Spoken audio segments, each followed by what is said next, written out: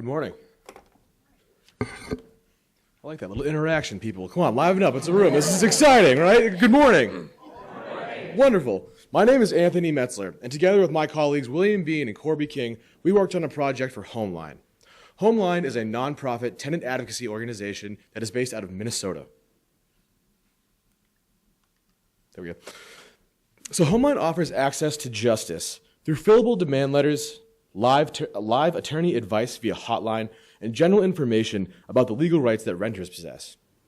In 2017, approximately 30,000 citizens in Minnesota were able to gain meaningful access to legal assistance through Homeline services. And through Homeline services, nearly 1,500 evictions were stopped in Minnesota.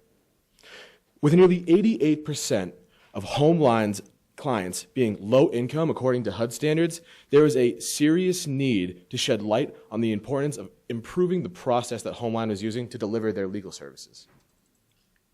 This is an example of the standard form that is currently available from Homeline. As you can see, our client had to actually go onto the website, download the PDF, print out the PDF, fill it out. He spilled a little bit of coffee at the top.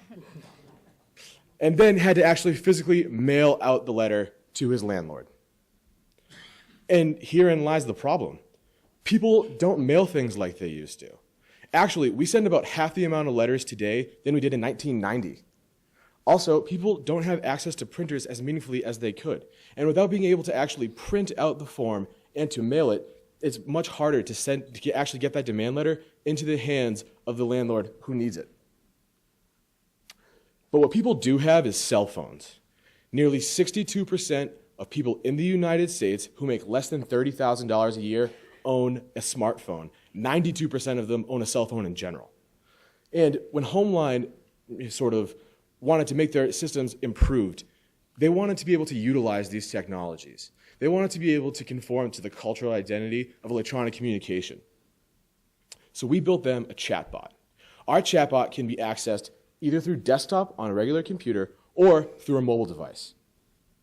And in the end product, clients are able to actually get a fillable demand letter that can either be sent via email or be sent as a Word document that they can print out and mail themselves. So the way that we sort of went through here, the technological process was fairly straightforward. It wasn't anything that was really extemporaneous. However, where we really had to flesh things out was actually the way that we were able to intake the data from the user and the end product that was eventually going to be sent to a landlord. So in order to do so, we really took user testing and we determined exactly what the best language was going to be able to get the data from the user that we needed. Now, all the while, we had to maintain that right now, according to statistics, the average reading level for someone in the United States is around 7th to 8th grade.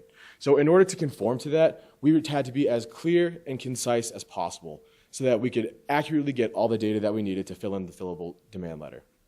Additionally, we wanted the end product to read more like a letter.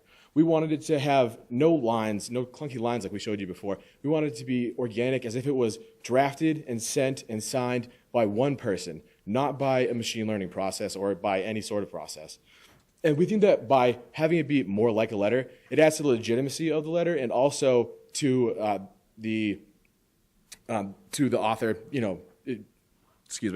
provides for the author to be taken more seriously. So what this ends up meaning is that the majority of people, even indigent people, have access to send demand letters in regard to tenant rights. But also, the tool is necessary in the context of Minnesota law. For example, the bot automates a letter for a landlord to repair something in a residence. The repair letter helps get a legally required 14-day window started under Minnesota tenant landlord statutes, which will then provide the tenant with the right to file a rent escrow action in court to seek repairs and or rent abatement. The sooner they can get that letter to the landlord's hand, the sooner the 14-day window closes, and the sooner clients are able to have access to justice. For something that was once too complex to understand, and for those who cannot afford the legal service, too expensive to effectuate by using a professional, our tool can help utilize Homeline services, and those citizens have a viable and accessible tool in their path to access to justice. And without much further ado, I'm going to pass the torch to my colleague, Will, who's going to talk to you guys a little bit about bed bugs.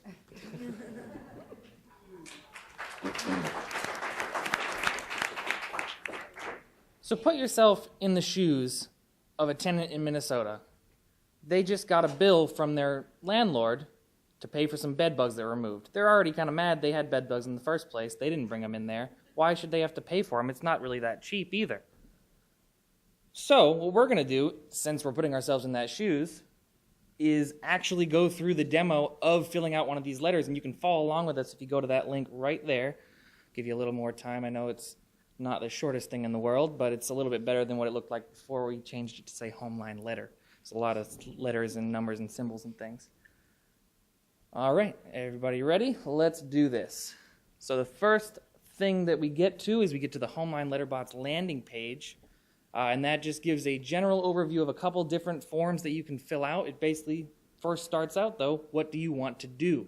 Very simple language you can understand. We want to do a letter about some sort of bill we received. It wasn't about repairs, it was about bed bugs. This brings us to the page about bed bugs specifically, explains a little bit about the, what is entailed with that letter and what the landlord is required to do. First, we have to agree to the terms of service of the bot. If we don't, then then they have options to contact Homeline directly. But then it's going to explain a few reasons as to why they need to have not brought the bed bugs in themselves. If they have, they can't claim that the landlord needs to pay for it if they brought them in themselves. And that's basically what those first few questions are. The next question actually gives the law in sort of a dumbed down version that most people can understand. After that, we enter in this, the information, your address, your landlord's address. During this time, it is collecting the information from the user on the site. This site never actually goes to Homeline until at such time Homeline actually creates the form or a pre-drafted email or anything like that. All the information that the client has entered is secure until they decide they want to actually use the service in that way. I know it might seem a little strange that we're asking for the address in two pieces. I know that's not really the normal way you would enter your address. It actually is because of the way we coded it. We wanted to make it look like how you would normally print an address, one line name, one line street, one line city, state, and that is pretty much how that ended up going. I want to see where it is in here. We're still in there. Effectively, while we do this, it is entering these variables into variable fields in a Word document or an email, and that way it can pre-fill it with these three options here. First one we're going to go for is test that email. So we're going to put in landlord's email address. It can be any email address, really. We'll actually be able to edit it later. And the way this works is it will automatically open it in the email client on your smartphone. If it's an iPhone, this was tested on an iPhone, so it will do that. And then you can edit the email however you'd like. So if you want to change something or it doesn't look quite right, maybe you entered in your variables slightly incorrectly, spelled your name wrong, happens. You can edit that and change it however you'd like. But we're going to go back to our other options. And this was also, again, tested on a phone. So we're going to try it as a Word document. It does open a little bit weird. That option is more geared towards if you're doing it on a desktop. But we will select the download Word. Oh, we're going back to the other options. Select download Word file. Opens it in the browser first. If you were on a desktop, it would open it directly in the Word application, but as I did here, we actually opened it directly there. Again, editable, changeable, however you'd like. If you, again, spelled your name wrong, spelled your address wrong, you can change it. And then this gives the same option that Homeline offered beforehand, but also adds that value of pre-sending it in an email if you have that option as well. Like Nicole said, we're going to be available later today at the poster presentation. And you can test that bot however much you like between then and now or after that. It is still in the beta stage, so there are a few things that are not perfect. I know it has the little beta disclaimer on the top, but we are really excited about it, and we hope you like it. Thank you.